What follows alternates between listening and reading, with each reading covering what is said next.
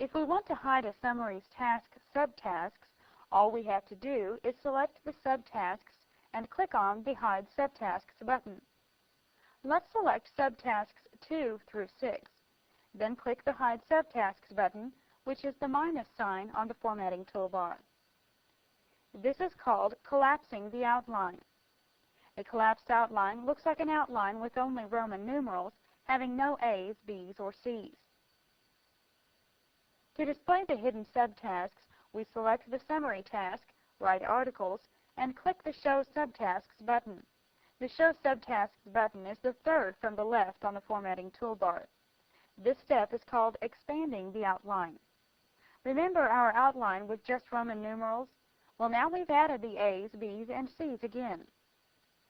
If we want to make all the subtasks disappear, we can click on the column heading, Task Name, then the Hide Subtask button.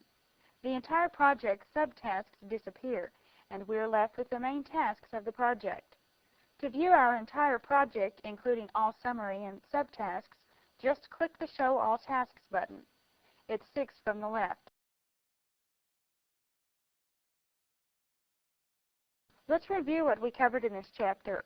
We learned about Project 98's screen elements, the basics of project planning, how to implement start and finish dates, and how to enter tasks into the Gantt chart. We also learned how to add task duration, create milestones, and adjust the time scale.